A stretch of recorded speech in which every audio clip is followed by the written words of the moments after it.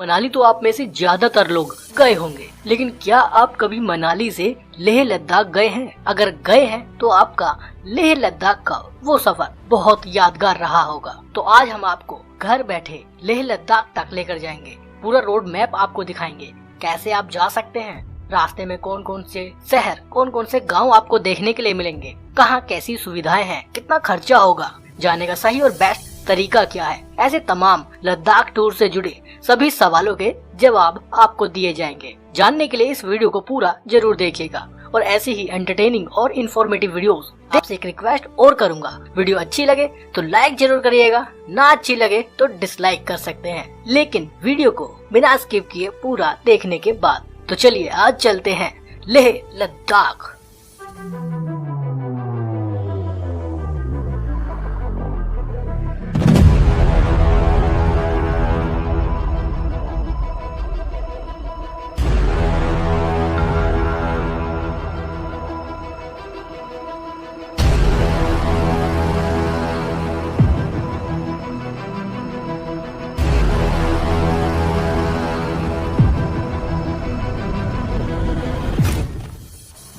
दिल्ली से लेह की कुल दूरी करीब 966 किलोमीटर है, लेकिन आज मैं आपको मनाली से लेह लद्दाख लेकर जाऊंगा। मनाली आप कैसे पहुंच सकते हैं? लेह की कुल दूरी करीब 427 किलोमीटर है। ये 427 किलोमीटर का दायरा बहुत खूबसूरत रहेगा। वैसे तो लेह आप बाय फ्लाइट भी जा सकते हैं, जो सबसे आसान और कन्वीनियंट ऑप्शन है। कुछ चंद घंटों में आप लेह लद्दाख पहुंच जाएंगे। इसके अलावा मनाली से आप चाहें तो बाइक रेंट पर लेकर भी एक एडवेंचरस टूर कर सकते हैं। आप चाहें तो मनाली आने के बाद टूर पैकेज बुक करने के बाद भी लेह लद्दाख घूमने जा सकते हैं। आप चाहें तो अपनी गाड़ी लेकर जा सकते हैं, आप चाहें तो खुद की पर्सनल बाइक लेकर भी लद्दाख टूर के लिए निकल सकते हैं। बहुत से लोग मनाली से बाइक के थ्रू लद्दाख घूमने जाते हैं। आज मैं आपको मनाली से लद्दाख के 427 किलोमीटर के रास्ते में कौन कौन से शहर गांव आपको देखने के लिए मिलेंगे, कैसा ये रास्ता है, सब कुछ दिखाने वाला हूँ। तो लेह लद्दाख के इस टूर की शुरुआत होती है मनाली से। मनाली से हमें जाना होगा अटल टनल के थ्रू। मनाली से करीब 12 किलोमीटर की दूरी पर है सोलांग वैली।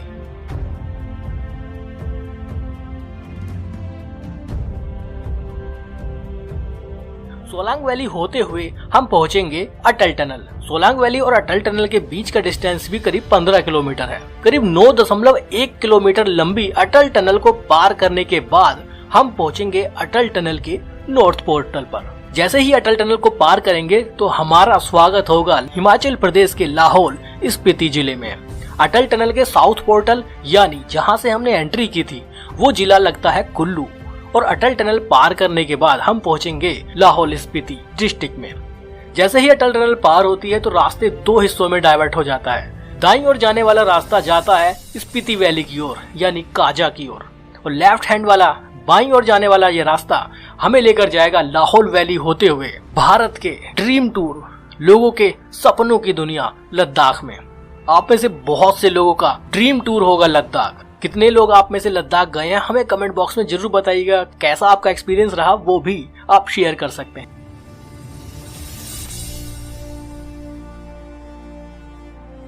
अटल टनल के नॉर्थ पोर्टल से करीब 6 या 7 किलोमीटर की दूरी पर सीसू नाम का एक छोटा सा गांव आता है। बहुत खूबसूरत ये गांव है। यहाँ बहुत सारे होम स्टे भी हैं, आप चाहें तो रुक भी सकते हैं, लेकिन हमें बहुत दूर जाना है।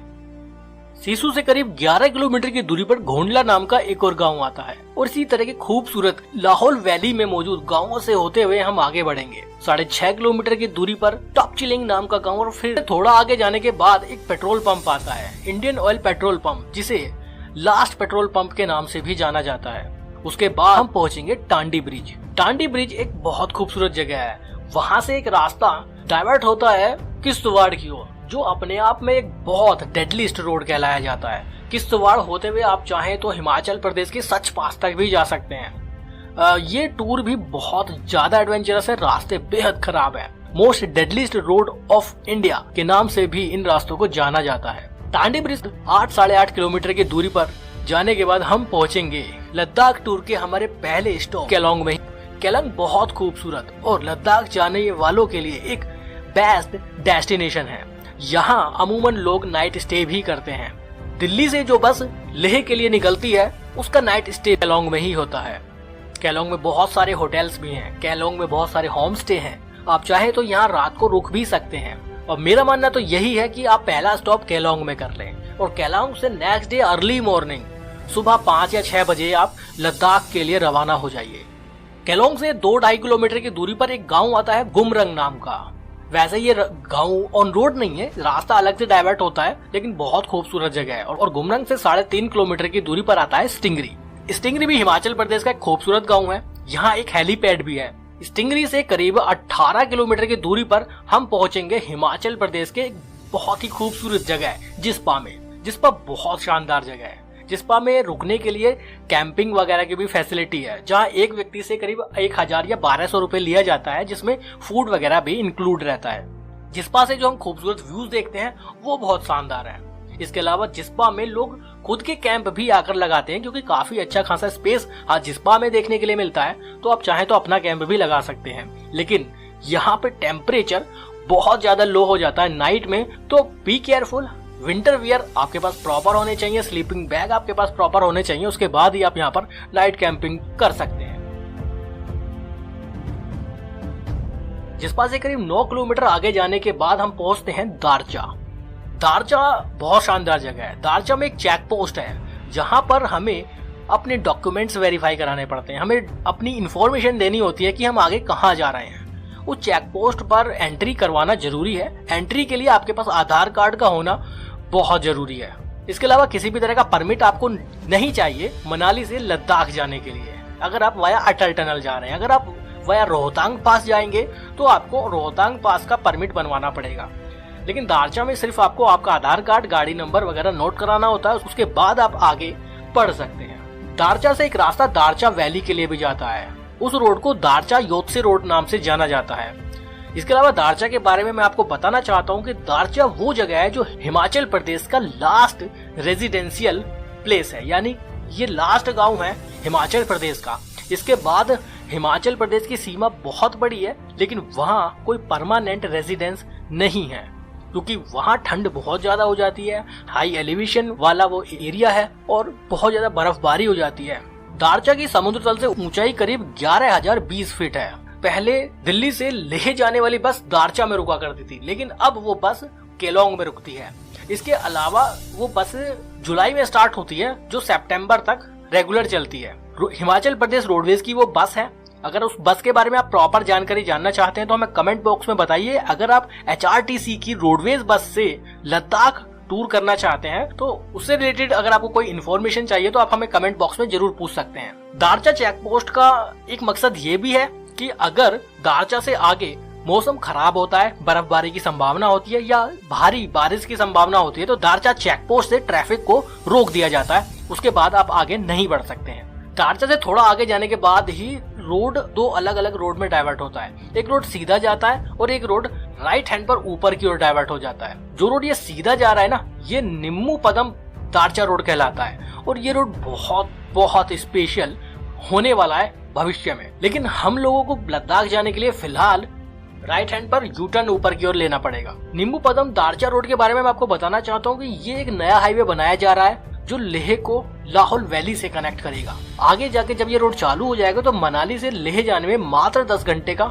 समय लगेगा। अभी फिलहाल 15 से 16 घंटे लग जाते हैं। इस पर एक सिंगोला टनल भी बनाई जाएगी जिसकी लंबाई करीब 4.25 किलोमीटर रहेगी। 2023 या 2024 तक ये पूरा रोड बनकर तैयार हो जाएगा, तो उस समय करीब 4 या 5 घंटे का फायदा होगा मनाली से लेह जाने वालों को। तो उसी रोड पर आगे बढ़ते हुए 16 किलोमीटर पर पैट्सू नाम का एक और जगह आती है, लेकिन वहाँ पर कोई भी रेजिडेंस नहीं है। वहाँ पे पास में ही एक दीपक ताल है जो समुद्र तल से करीब 12,073 फीट की ऊंचाई पर है। आप चाहें तो ऐसी जगहों पर रुक कर फोटोग्राफी कर सकते हैं, वीडियोग्राफी कर सकते हैं और एंजॉय करते हुए आगे बढ़ सकते हैं। टेम्परेचर जितना आगे जाएंगे ना उतना ज्यादा कम होता चला जाएगा। तो लद्दाख टूर करने का सबसे बेस्ट समय है आप जून से लेकर सितंबर अक्टूबर तक करें। बहुत शानदार आपका एक्सपीरियंस रहेगा। जैसे जैसे आप आगे बढ़ेंगे ना इस रोड पर ऑक्सीजन लेवल भी कम होता चला जाएगा, तो ऐसे में माउंटेन सिकनेस होना एक आम बात है। तो उसके लिए आप लगातार पानी पीते रहिए तो आपको माउंटेन सिकनेस होने का खतरा कम रहेगा। पैट्सियो से करीब 10 किलोमीटर की दूरी पर जगह आती है जिंगजिंगबार नाम की। यहाँ भी कोई परमानेंट रेजिडेंस नहीं है। BRO के कंट्रोल में यह पूरा रोड है रोड कंडीशन आपको बढ़िया ही मिलेगी। बीआरओ के ऑफिसर लगातार यहाँ काम करते हैं, जिसकी वजह से रोड बहुत अच्छा बना हुआ है। जिंगजिंग बार की समुद्र तल से ऊंचाई करीब 14,010 फीट है। हाई एलिवेशन पर motion sickness, high altitude sickness हो जाती है, जिसमें सर दर्द, चक्कर आना, वोमिटिंग ऐसी दिक्कतें होती है। तो फर्स्ट एड किट अपने साथ रखिएगा। बेसिक मेडिसिन भी आप अपने साथ रख सकते हैं। पानी लगातार पीते रहिए तो आपको तकलीफ कम होगी।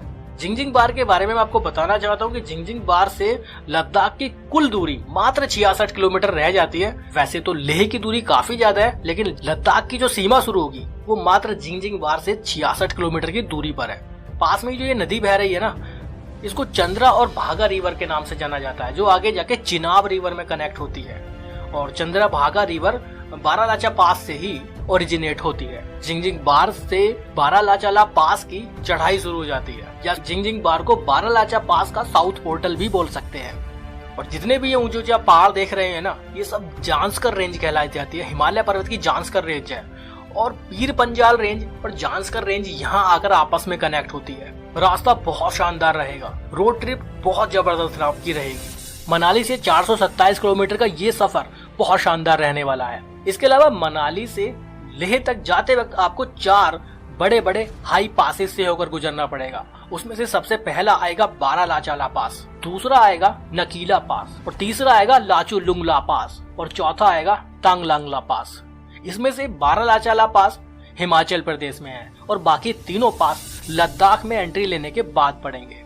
बारालाचा पास बहुत खूबसूरत जगह है, हमेशा बर्फ से ढका रहता है। समुद्र तल से उसकी ऊंचाई 16,040 फीट है। बारालाचा पास पहुंचने के बाद आप वहां पर ज्यादा देर ना रुके, 5 या 10 मिनट रुकने के बाद आप आगे बढ़ जाइए, क्योंकि हाई एलिवेशन होने के कारण आपको ऑक्सीजन की कमी वहां बहुत ज्यादा महसूस होगी। साथ ही साथ सर में दर्द, बेचैनी और चक्कर आने तक की भी संभावनाएं यहाँ पर हमेशा बनी रहती हैं। बारालाचा पास से करीब 950 मीटर की दूरी पर ही सरचू कैंप आता है, और वहां से 31 किलोमीटर की दूरी पर प्रॉपर सरचू जगह स्थित है।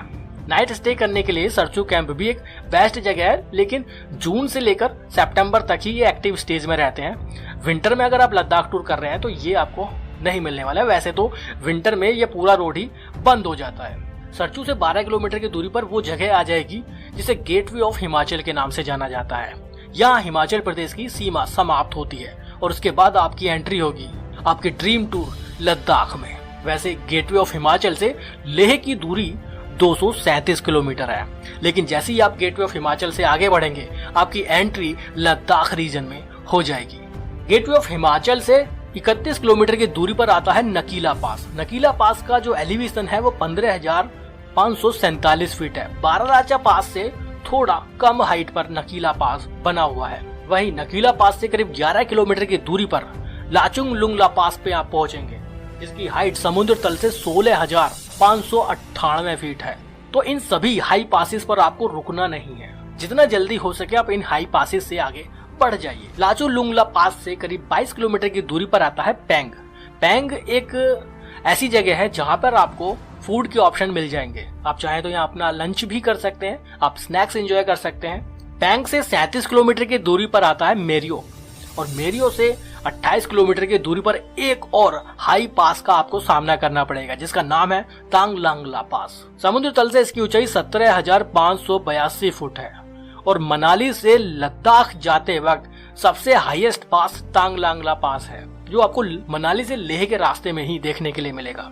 वैसे तो लेह पहुंचने के बाद आप खारदुंगला पास जा सकते हैं, जो भारत के हाईएस्ट पासेस में से एक है। तांगलांगला हाई पास से करीब 32 किलोमीटर की दूरी पर रंगसे नाम की एक जगह आती है, और वहां से 29 किलोमीटर की दूरी पर आप उपसी पहुंचेंगे। इस तरह के छोटे छोटे जो पॉइंट है, छोटे छोटे जो हाल्ट है, ये बहुत खूबसूरत, और रास्ते का जो एडवेंचर आपके साथ रहेगा वो बड़ा लाजवाब रहने वाला है। पेट्रोल के बारे में मैंने आपको बता दिया था। केलोंग से पहले एक पेट्रोल पंप था, वहीं से आपको फ्यूल फुल कराकर चल रहा है। एक्स्ट्रा जेरी कैन में, एक्स्ट्रा कैन में, आप एक्स्ट्रा बोतल में आप जरूर अपने साथ रखिएगा। अगर आप बाइक से जा रहे हैं या फिर अपनी गाड़ी लेकर जा रहे हैं तो इन सब चीज़ों का आपको ध्यान रखना पड़ेगा। इसके अलावा अगर आप बसेस के थ्रू जा रहे हैं या फिर किसी टूर पैकेज के थ्रू जा रहे हैं तो आपको किसी तरह का हेडेक लेने की जरूरत नहीं पड़ेगी। उपसी से 13 किलोमीटर की दूरी पर एक जो पॉइंट आता है वो है करू नाम का। करू एक डाइवर्जन पॉइंट है। करू से करीब 190 किलोमीटर की दूरी पर पेंगोंग लेक है। और करू से लेह के लिए दो अलग रास्ते जाते हैं। एक रास्ता जाता है 12 किलोमीटर दूरी पर स्टंका ब्रिज होते हुए लेह, और एक रास्ता जाता है थिस्की और से होते हुए आप लेह पहुंच जाइए। करू से लेह की दूरी करीब 22 या 23 किलोमीटर है। दोनों ही रास्तों से लगभग दूरी बराबर है, और पेंगोंग लेक जाने के लिए भी रास्ता यहीं से जाता है। यानी आप लेह से जब पेंगोंग जाएंगे, पेंगोंग लेक देखने के लिए जाएंगे, तो आप करू होकर ही जाएंगे। तो करू से 22 या 23 किलोमीटर ट्रेवल करके आपकी एंट्री होगी आपके ड्रीम सिटी।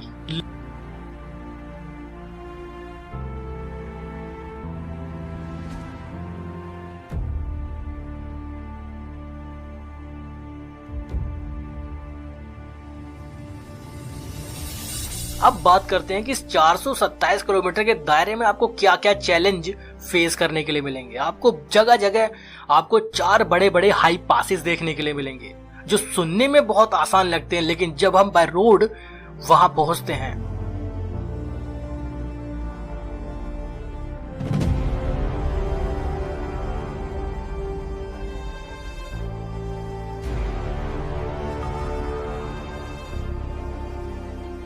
तो ये तो था रोड मैप मनाली से लेह लद्दाख तक का। 427 किलोमीटर का ये सफर बहुत एडवेंचरस रहेगा। 4 अलग अलग हाई पासेस से आपको होकर गुजरना पड़ेगा। रास्ते में बहुत से अलग अलग चैलेंजेस आपको फेस करने पड़ेंगे। फूड के लिए भी चुनिंदा ही ऑप्शन आपको यहाँ रास्ते में देखने के लिए मिलेंगे। तो ऐसे में आपको अपने साथ स्नैक्स, ड्राई फ्रूट्स वगैरह कैरी करना जरूरी है। अगर आप अपनी बाइक या फिर रेंटेड बाइक लेकर भी जाते हैं तो आपको आपके सेफ्टी पर विशेष ध्यान देना होगा। आप राइडिंग शूज, राइडिंग जैकेट या फिर नी guard, elbow guard, proper helmet जरूर लेकर जाएं।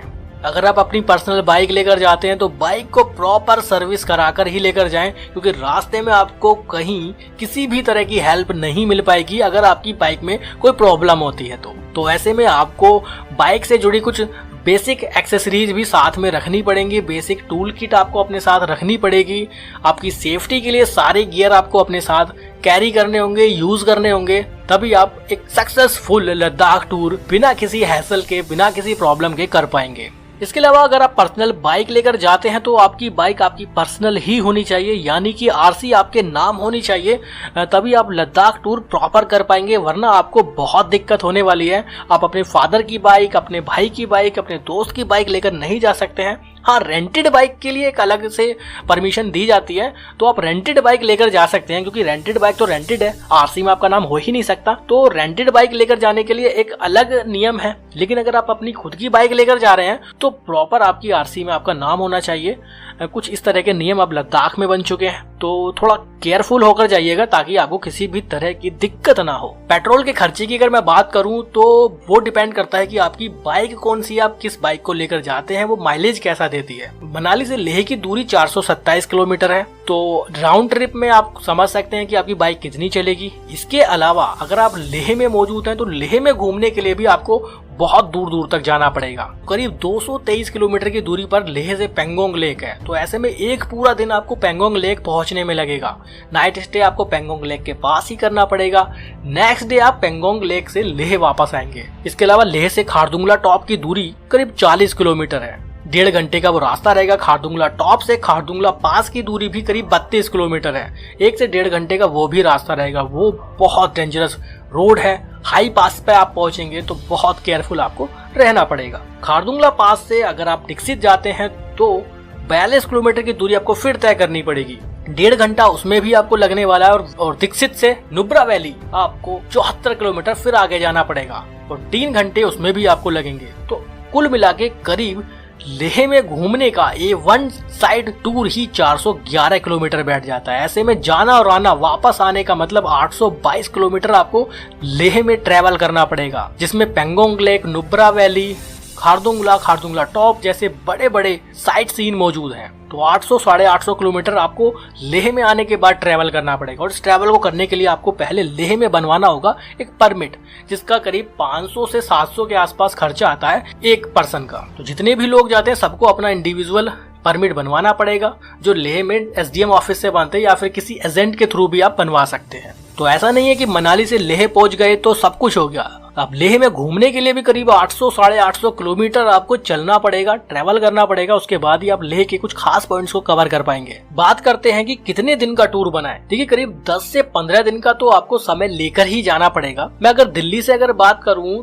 तो आपको पहली रात आपको कम से कम केलोंग पहुंचना पड़ेगा, नाइट स्टे केलोंग करना पड़ेगा। उसके बाद आपको नेक्स्ट डे स्टे लेह में करना पड़ेगा। उसके बाद अगर नेक्स्ट डे आप पेंगोंग जाते हैं तो पेंगोंग में एक स्टे करना पड़ेगा, पेंगोंग लेक के पास में। नेक्स्ट डे आप पेंगोंग लेक से 224 किलोमीटर वापस लेह पहुंचेंगे तो 4th डे आपको लेह में फिर से स्टे करना पड़ेगा। 5वें दिन आप लेह से खारदुंगला पास होते हुए आप नुब्रा वैली घूमने जा सकते हैं। तो आप चाहे तो नुब्रा में भी एक रात का स्टे कर सकते हैं क्योंकि वो भी डिस्टेंस काफी ज्यादा होगा। और नेक्स्ट डे आपको फिर लेह वापस आना है तो छठी रात आपको फिर लेह में स्टे करना पड़ेगा। और उसके बाद आप जब लेह से वापस नीचे की तरफ आएंगे, वापस अपने घर की तरफ निकलेंगे तो आपको वापस केलोंग तक कम से कम आना पड़ेगा। मनाली आ जाते हैं तो सबसे बढ़िया है, नहीं तो केलोंग आपको 7th नाइट आपको फिर से स्टे करना पड़ेगा। और उसके बाद आप नेक्स्ट डे यानी 8वें दिन आप केलोंग से वापस अपने घर के लिए निकल सकते हैं। तो कम से कम 10 दिन तो कह सकते हैं 10 से 12 दिन का समय आपको कम से कम चाहिए अगर आप लद्दाख टूर सक्सेसफुली करना चाहते हैं। तो वैसे स्पेयर में कम से कम 1 या 2 दिन का बफर टाइम बनाकर चलिएगा क्योंकि रास्ते में किस तरह की प्रॉब्लम हो जाए आपकी बाइक के साथ, आपकी गाड़ी के साथ, या फिर नेचुरल कोई कुछ भी ब्लॉकेज होते रहते हैं रोड पर, तो उसके लिए कम से कम 1 या 2 दिन का बफर टाइम बनाकर चलिएगा। आपका टूर बहुत शानदार रहेगा। कुछ जगहों पर आपको कैंप में रुकना पड़ेगा जैसे पेंगोंग लेक, या फिर अगर आप सरचू में रुकते हैं, या फिर जिस्पा में रुकते हैं, या फिर आप नुब्रा वैली के पास रुकते हैं तो कुछ जगहों पर आपको कैंप में रुकना पड़ेगा जिसमें आपको 1000 से 1500 रुपये पर पर्सन पे करना पड़ सकता है, जिसमें फूड वगैरह भी इंक्लूड रहता है। लेह में प्रॉपर सिटी में घूमने के लिए भी बहुत कुछ है। आप आसपास के कुछ म्यूजियम को देखने जा सकते हैं, बुद्धा टेम्पल देखने के लिए जा सकते हैं, लेह की मार्केट को एक्सप्लोर कर सकते हैं। और लेह में रूम के चार्जेस की अगर मैं बात करूं तो 700-800 रुपए से रूम स्टार्ट हो जाते हैं, तो बहुत ज्यादा एक्सपेंसिव आपका स्टे भी लेह में नहीं रहेगा। वैसे लेह जाने के लिए आप दूसरा रास्ता भी ले सकते हैं। दिल्ली से श्रीनगर कारगिल होते हुए भी आप लेह पहुंच सकते हैं, लेकिन मैंने बात करी है वाया मनाली, जो बहुत एडवेंचरस और बहुत ज्यादा डेंजरस भी हो जाता है। सर्किट के तौर पर भी बहुत से लोग लद्दाख टूर करते हैं जो दिल्ली से जम्मू, श्रीनगर, कारगिल होते हुए लेह पहुंचते हैं और रिटर्न आते वक्त वो बारालाचा, सरचू और मनाली होते हुए वापस आते हैं। आप चाहें तो ऐसा सर्किट कर सकते हैं, आप चाहें तो पूरा टूर वाया मनाली कर सकते हैं। वाया मनाली आप जाइए, वाया मनाली आप वापस आ जाइए, ये भी बहुत शानदार टूर रहता है। अगर आप वाया मनाली ही जाते हैं और वापस भी वाया मनाली आते हैं तो करीब 2800 किलोमीटर के आसपास आपकी गाड़ी चलेगी। आप चाहे कार ले जाइए चाहे बाइक ले जाइए। अगर आप पूरा सर्किट करते हैं वाया श्रीनगर, कारगिल होते हुए लेह और वापस मनाली होते हुए आते हैं तो करीब 3500 के आसपास आपकी गाड़ी चलेगी। तो खर्चा पूरी तरह से आपके टूर पर डिपेंड करेगा कि आप किस सर्किट से या कैसे करते हैं। मेरे हिसाब से तो बेस्ट है आप मनाली होकर ही जाइए और वापस भी मनाली होकर ही आइए, क्योंकि अगर वाया श्रीनगर, जम्मू या कारगिल होते हुए जाते हैं तो रोड पर उतना ज्यादा एडवेंचर नहीं है, देखने के लिए कुछ ज्यादा कुछ खास है नहीं। मेरे हिसाब से तो मनाली वाला ऑप्शन ही सबसे ज्यादा बेस्ट। इसके अलावा और क्या क्या साथ लेकर जा सकते हैं मैं बता देता हूँ आपको। बाइक की प्रॉपर पूरी कंप्लीट टूल किट साथ जरूर लेकर जाएं। इसके अलावा ट्यूबलेस टायर अगर बाइक के हैं तो पंक्चर किट भी जरूरी है। हो सके तो बाइक वही लेके जाएं जिसके टायर ट्यूबलेस हैं। और बाइक के 1 या 2 चैन लॉक भी साथ में जरूर रख सकते हैं, क्योंकि अगर वहां पर आपकी चैन में कोई प्रॉब्लम हुई तो आप इजीली उसको चेंज कर पाएंगे, क्योंकि वहां पर आसपास मैकेनिक की शॉप इजीली अवेलेबल नहीं होती है। स्पार्क प्लग भी साथ रख सकते हैं बाइक के लिए। और बाइक की चैन का लुब्रिकेंट भी जरूर साथ लेकर जाएं। हो सके तो एक्सीलेटर वायर भी साथ में कैरी कर सकते हैं। इंजन ऑयल का स्मॉल पैक भी जरूर लेकर जाएं। कभी कभी बाइक में इंजन ऑयल कम हो जाता है तो आप उसको यूज कर सकते हैं। एक अच्छा सा प्रॉपर वाटरप्रूफ बैग लेकर जाएं। ज्यादा कपड़े ले जाने की आपको जरूरत नहीं है, 2 या 3 जोड़ी कपड़े रखिए। इसके अलावा कुछ गर्म कपड़े साथ में जरूर लेकर जाएं। आप किसी भी मौसम में जा रहे हैं आपको गर्म कपड़े साथ लेकर जाने ही पड़ेंगे। रेनकोट है तो रेनकोट भी जरूर लेकर जाइए, क्योंकि बाइक चलाते वक्त आपको बारिश का सामना करना पड़ सकता है। इसके अलावा पावर बैंक साथ लेकर जाइए अपना, और एक पोस्ट पेड सिम जरूर ले लीजिए, क्योंकि वहां पर प्रीपेड सिम काम नहीं करता है। और पोस्ट पेड सिम भी एयरटेल या BSNL का लेकर जाइए। मैं रिकमेंड करूंगा BSNL का लेकर जाइए, क्योंकि कभी कभी एयरटेल के नेटवर्क भी वहां पर नहीं आते हैं, लेकिन BSNL पोस्ट पेड ऑलमोस्ट वहां काम करता रहता है। एक सिंपल फोन कीपैड वाला लेकर जाइए जिसमें पोस्ट पेड सिम आप रख सकते हैं और उसको फुली चार्ज कर लीजिए, क्योंकि कभी कभी स्मार्टफोन की बैटरी लो हो जाती है तो वो काम नहीं करते हैं। लेकिन छोटा फ़ोन आपके पास रहेगा तो आप अपनी फैमिली से हमेशा कनेक्शन बनाए रखेंगे। मोबाइल चार्जर, दूसरी मोबाइल से रिलेटेड एसेसरीज, अगर आप व्लॉगर हैं तो कैमरा वगैरह सारी चीज़ें साथ जरूर लेकर जाइए। ये बात करते हैं अब परमिट लेह में मिलेगा आपको, उसके लिए आप ऑनलाइन भी अप्लाई कर सकते हैं, जिसकी वेबसाइट आप स्क्रीन पर देख पा रहे होंगे। जो लेह का परमिट होता है वो बेसिकली लेह में घूमने के लिए होता है। जैसे आप पैंगोंग लेक जा रहे हैं या खारदुंगला पास जा रहे हैं या किसी भी जगह जा रहे हैं, वहाँ पर सभी जगह के लिए अलग अलग परमिट बनवाना पड़ता है। इसके लिए आप या तो लेह पहुंचने के बाद डीसी ऑफिस में जाकर कांटेक्ट कर सकते हैं तो परमिट बन जाएगा। डीसी ऑफिस 10 बजे के आसपास खुल जाता है, या फिर आप ऑनलाइन अप्लाई कर सकते हैं। स्क्रीन पर आपको वेबसाइट दिखाई पड़ रही है, इस पर जाकर आप ऑनलाइन अप्लाई कर सकते हैं। इसके लिए आपको करना क्या होगा, जितनी भी जगह आप लेह में घूमना चाहते हैं, मैं आपको रिकमेंड करूंगा कि जितनी भी जगह फॉर्म में है सब पर टिक लगा दीजिए, सबको सेलेक्ट कर लीजिए, क्योंकि आपको नहीं पता होगा कि आपको किस रास्ते से जाना चाहिए, क्योंकि आपके लिए वो पूरी जगह नॉन होती है। तो आप सारी जगहों को सेलेक्ट कर लीजिए और सभी जगहों का परमिट बनवा लीजिए। साथ में आपको परमिट के लिए क्या क्या ले जाना पड़ेगा, आपको कुछ फोटोग्राफ्स अपने पासपोर्ट साइज के वो जरूर लेकर जाने पड़ेंगे, और उसके अलावा आपका आधार कार्ड, वोटर आईडी कार्ड, ये सब जरूर लेके जाइए। हो सके तो उनकी काफ़ी सारी फोटोकॉपी पहले से ही करवा लीजिए, वैसे तो इनकी ज़रूरत नहीं पड़ती है, वो सारी फॉर्म में ही एंट्री कर दी जाती है। परमिट बनवाने के बाद ऑनलाइन अगर आपने परमिट के लिए अप्लाई कर दिया है तो उसमें आपसे डेट वो पूछता है कि कितने दिन का परमिट आप बनवाना चाहते हैं। तो आप अप्लाई तो कर दीजिए, लेकिन पेमेंट डीसी ऑफिस लेह जाकर ही कीजिएगा, या फिर आप लेह में ही साइबर कैफ़े वाले से कांटेक्ट कीजिए। डायरेक्ट कुछ मत कीजिए, सीधे चले जाइए, डायरेक्ट साइबर कैफ़े जाइए और उसको बोलिए कि हमें लेह में घूमने के लिए परमिट चाहिए। जितनी भी जगह है सबको सेलेक्ट कर लीजिए, परमिट बनवा लीजिए, डीसी ऑफिस जाइए, वहाँ पर वो स्टाम्प लगा कर दे देंगे, आपका परमिट बनकर तैयार हो जाएगा।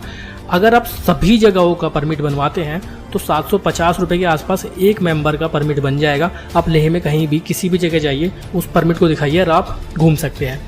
परमिट बनवाने के बाद 5 से 10 उसकी फ़ोटोकॉपी करवा लीजिए, क्योंकि जब हम अलग अलग जगहों पर जाते हैं लेह में तो वो कभी कभी परमिट चेक करते वक्त उसकी एक कॉपी अपने पास रख लेते हैं, तो ज़्यादा से ज़्यादा उसकी कॉपी करवा लीजिए, आपके बहुत काम आएगी। ये हो गई परमिट से रिलेटेड सारी बातें। कोई क्वेश्चन है तो कमेंट बॉक्स में जरूर डाल दीजिएगा। वीडियो अच्छी लग रही है तो लाइक जरूर कर दीजिए। बात करते हैं कि बाइक कौन सी ले जाएं, गाड़ी कौन सी ले जाएं और खर्चा लगभग कितना हो जाएगा।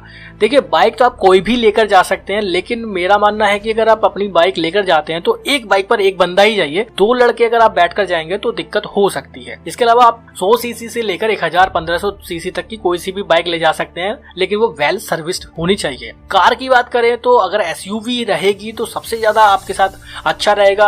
लो फ्लोर जो सेडान गाड़ियां होती हैं उनकी कभी कभी दिक्कत हो जाती है, कुछ वाटर क्रॉसिंग पर फंसने जैसी दिक्कत हो जाती है, तो थोड़ा केयरफुल होकर डिसीजन आप लीजिएगा। खर्चे की बात करते हैं तो खर्चा डिपेंड करेगा कि आप किस गाड़ी से, किस बाइक से, या आपका मोड ऑफ ट्रांसपोर्टेशन क्या है, मोड ऑफ ट्रांसपोर्ट आपका क्या है, उस पर डिपेंड करेगा आपका खर्चा। अगर आप नॉर्मली अपनी बाइक लेकर जाते हैं 100-150 सीसी वाली या फिर बुलेट जैसी, तो मैं मानता हूँ करीब 15 से 20 हज़ार के आसपास में आपका पूरा लद्दाख टूर हो सकता है, जिसमें 7 रात आपको रुकना पड़ेगा। तो उस हिसाब से आप 20 हज़ार के आसपास में पूरा लद्दाख टूर कर पाएंगे। बाकी डिपेंड तो आप ही पर करता है कि आप किस तरह से पैसे को खर्च करते हैं, तो वो कम ज्यादा आप अपने अकॉर्डिंग कर सकते हैं। मैंने एक मिनिमम बजट आपको बता दिया है। मनाली में जो बाइक रेंट पर मिलती है वो 1000 रुपए से 2000 रुपए की रेंज में मिल जाती है। बुलेट की मैं बात कर रहा हूँ। बुलेट क्लासिक की लेके जाइए, या फिर सबसे बेस्ट है रॉयल एनफील्ड हिमालयन आप लेकर जाइए। अगर रेंट पर अगर आप ले ही रहे हैं तो हिमालयन बाइक चूज कीजिएगा,